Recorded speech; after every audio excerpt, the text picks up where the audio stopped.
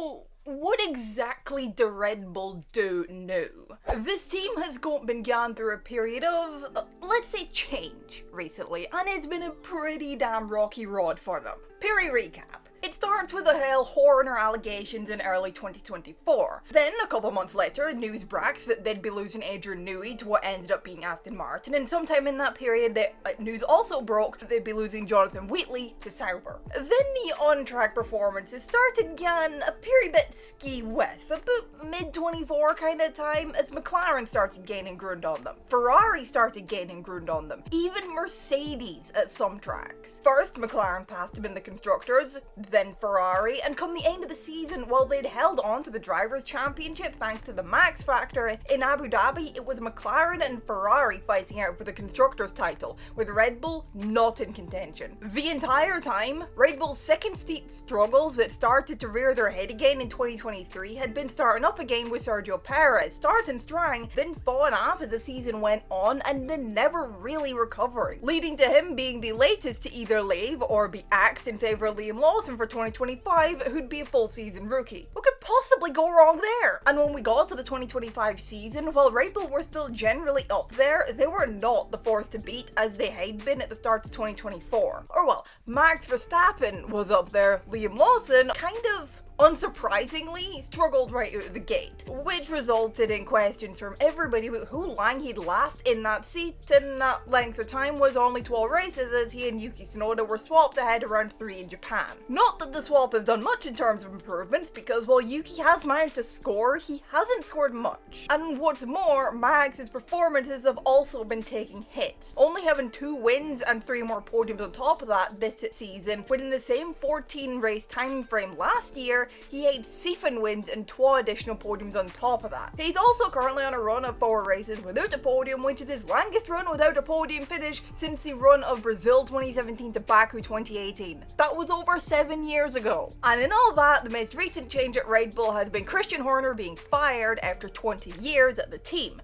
He'd been team principal at Red Bull longer than 2 current F1 drivers have been alive. As if we needed any more reminders on how young Ollie and Kimi are. But that change has felt like it's been inevitable for a while. There have been rumors for a while about Horner being sacked, but even now, a month or so later, it's still strange to me that they did it mid-season. And honestly, to me it doesn't seem like much has changed yet in terms of performance. They're still up and down, as they have been all year, but of course, I mean, it is still early days for Mackey's being in charge of Red Bull. Belgium was kind of par for the course, went well in the sprint with Max winning. Tsunoda had a really good Grand Prix qualifying. Then the less said about Red Bull's Hungary weekend, the better. The only time I noticed Yuki all weekend was when he was fresh with the pits on softs on race day, and I was like, what the fuck are they doing with Tsunoda? I also did not notice Max at all after he went balls to the wall at turn 4 with Lewis. Frankly, they were the most invisible this team has been for a while, and not in a good way. They did not have a good weekend in Hungary. So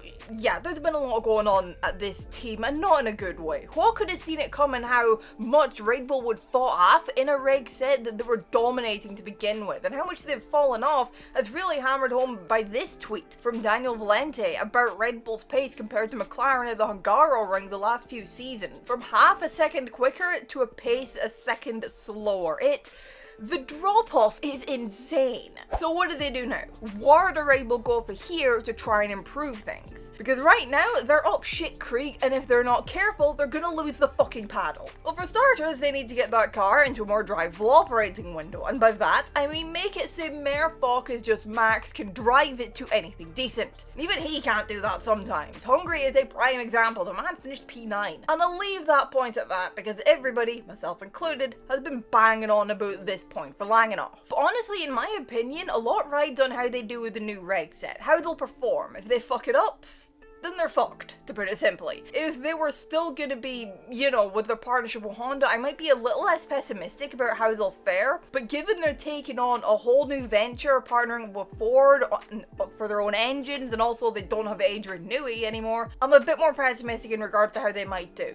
But that's just my opinion. There is also then the aero aspect of it, of course, which is also important, and also kind of indicates the two, they don't have Adrian Newey anymore, the god of aerodynamics in Formula 1. But look, at this point, looking to 26 is all Red Bull can do. They are more or less nailed on to 4th in the constructors. Merc and Ferrari are too far in front of them to catch, and unless the midfield team has a blinder or a final 10 races and Red Bull completely fall off the performance cliff, then they want to be our 10. All they can do to try and make things better is look to 26 for improvement and do enough to at least keep some dignity with trying to make sure Max is able to stay 3rd in the Drivers' Championship come season's end. Because at the end of the day, while everybody's tired of hearing about Max leaving Red Bull, myself included, he will be with them for 26. That much has been said. It's clear he's staying with them. Beyond that, who knows? If Red Bull completely screw up the new regs, if they're not where Max wants them to be, if they're not performing the way that in a way that's satisfactory to him, he could very easily cut his contract early and bugger off somewhere else, either to another team or just